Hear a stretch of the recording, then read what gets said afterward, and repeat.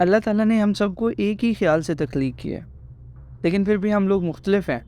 کوئی بھی دو لوگ ایک جیسے نہیں ہو سکتے، حالانکہ ان کا جسم اور دماغ ایک جیسا ہے۔ اللہ تعالیٰ اگر چاہتا تو سب کو ایک جیسا بنا سکتا تھا۔ اس لیے لوگوں کے مختلف خیالات کو عزت نہ دینا بالکل ایسا ہی ہے جیسا کہ وہ اللہ کی اسکیم کو عزت نہ دے رہا ہو۔ اللہ کا سچا دوست اور حقیقی عاشق کہیں پر بھی جاتا ہے تو اللہ کی یاد اپنے ساتھ لے کر جاتا ہے۔ اسی طرح جو شخص اللہ سے دور ہے وہ کہیں پر بھی گناہ کا مرتکب ہو سکتا ہے۔ ہر انسان کا دل مختلف ہے اور یہی ڈفرینس ڈالتا ہے۔ اسی لیے صوفیز لوگوں کو باہر سے نہیں بلکہ اندر سے دیکھتے ہیں۔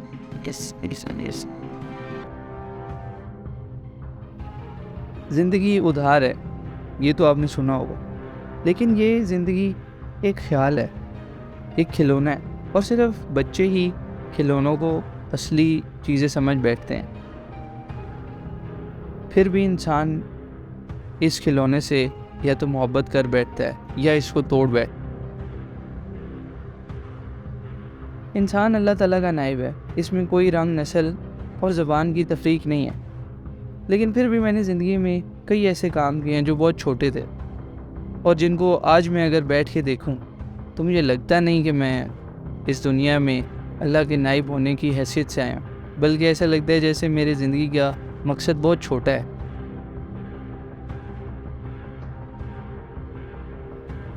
جنت اور دوزخ کا کانسیپٹ صرف آخرت کے لیے نہیں ہے بلکہ اس دنیا کے لیے بھی ہے۔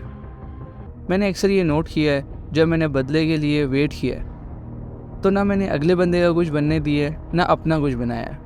بدلے کی آگ دوزخ کی آگ کی طرح ہے، اور جب ہم محبت کرتے ہیں تو بہت کچھ بن جاتا ہے، بہت برکت ہو جاتی ہے، جنت کی برکت کی طرح۔